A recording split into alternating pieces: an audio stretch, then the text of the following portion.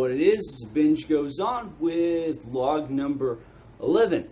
Today is June 22nd, Wednesday, June 22nd, 2016, but the chances of this vlog actually getting uploaded on that date are pretty slim because the internet connection I've been provided with is kind of letting me down, but no biggie. We're recording on time, and we got 5 movies to talk about. Some good ones this week, so get ready for some recommendations from yours truly. The first movie is Wes Anderson's Rushmore, which is a film that thrives on its quirkiness. And as a fan of a lot of the director's other works, I found myself enjoying this one quite a bit. At this point, he didn't quite seem to have his style down pat, but it was getting there, and this is a pretty enjoyable film.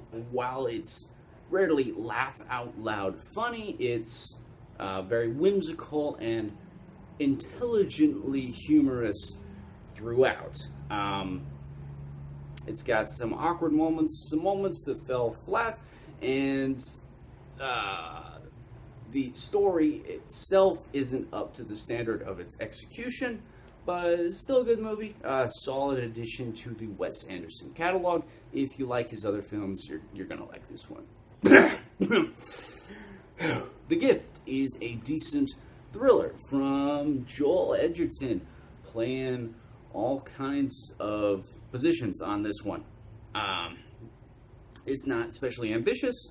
It indulges in some unfortunate cliches, but on the whole, it's pretty well done, and the conclusion of this film is immensely satisfying.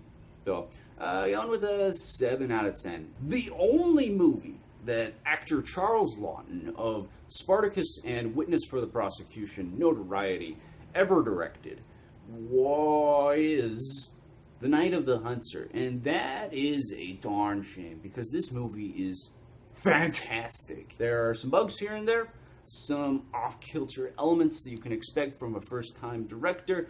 Also, there are some prominent characters portrayed by children that are just kind of okay actors, but the rest of the movie more than makes up for these negatives, notably through the performance of a Robert Meacham, who portrays an absolutely chilling character and a fantastic antagonist.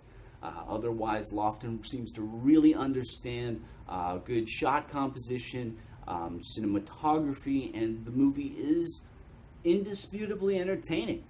Maybe it's a little rushed, maybe the conclusion is a little underwhelming, but I would still strongly encourage people to check this one out, as I see it as an underappreciated classic. Grave of the Fireflies, good movie, but one that hinges on having an emotional experience that I didn't, because I have no heart. Like Anomalisa, I have to wonder why this movie was animated when its story is very human. The type of movies typically associated with animation in this style don't typically deal with such dramatic, emotional, real themes, and the assumptions I imagine most viewers have going into this kind of movie causes some dissonance with what's actually presented. That said, the animation is superb, and there are some stylistic elements to Grave of the Fireflies that I really appreciated. Plus, an animated film doesn't have actors' faces on individual characters that you're going to run into in other films, so you can really feel like that character you're seeing on screen really is that character. And I guess that's pretty important in a historical drama.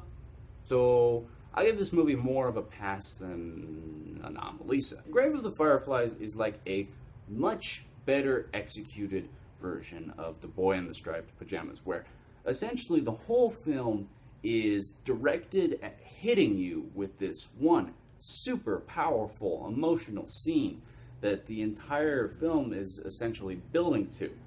But again, much subtler and much better done This movie gives you a unique perspective on World War II. I found the little girl character in this movie borderline obnoxious, but completely understand why this movie has received so much praise.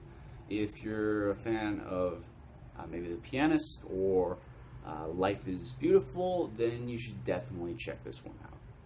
So, good movie. Gosh, I'm sweating.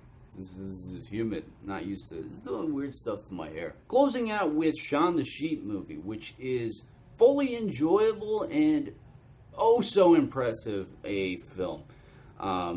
There's not a dull moment to be found in this film, and the lack of dialogue feels like an interesting and entertaining quirk rather than something that actually holds the film back. So, I'm a fan. Maybe this isn't the most thematically ambitious film, but I mean, technically, this is as ambitious as movies get. The sound mixing, the incorporation of unique custom music blew me away, and that's on top of beautiful, seamless, incredible stop motion animation.